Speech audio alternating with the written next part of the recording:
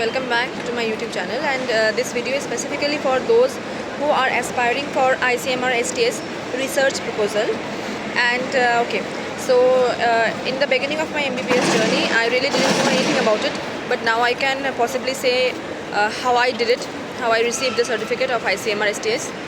So under my guide, so the first thing first, you must have a good guide.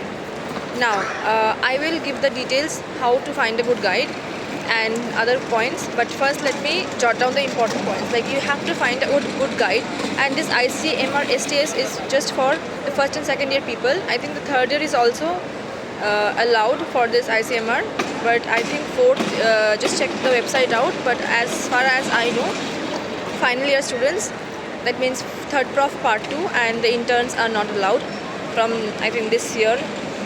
So bad luck if you are thinking for the third year, but there is a special tip I will share at the end which you can really do and which is very good for you. So the first thing first, have a good guide. Like, having a good mentor, having a good guide is the key. It serves as a 60% of your work. So he will or she will tell you everything, so you need not worry much about your research if you get a good guide. Now, how to find a good guide?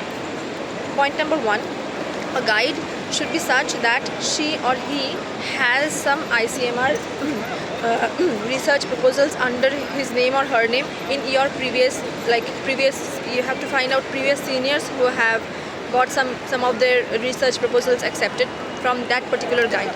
So he or she might be knowing what the ICMR really wants.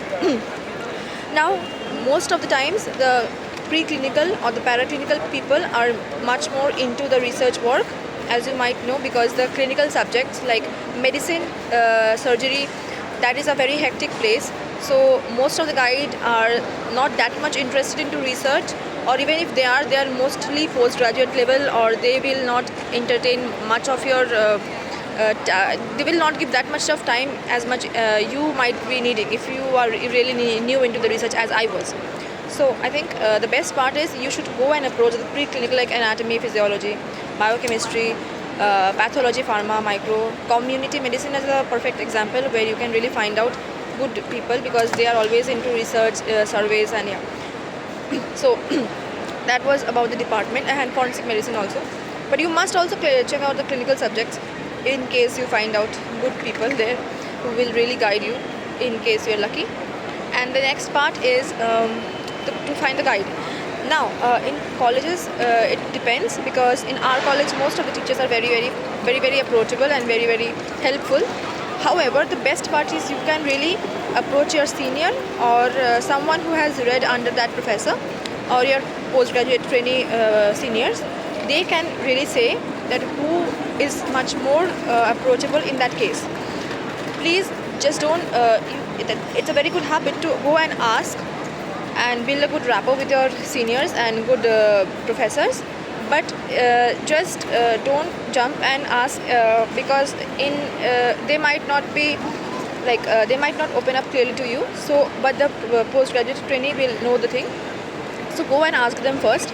Probably they will give you a better view that whom to approach and whom to not. That's the second part. And the third is, the most important part is to visualize, to find out whom you think is approachable and will help you out. So I think the guide part is, I think any other questions can be discussed later, so that we can keep the video short. So for the next part, I think I should post the next video so that your attention span takes a good place in my video. So yeah, if you want, I can continue with this series, and yeah, good luck. Just find a good guide and follow the next video for the next steps.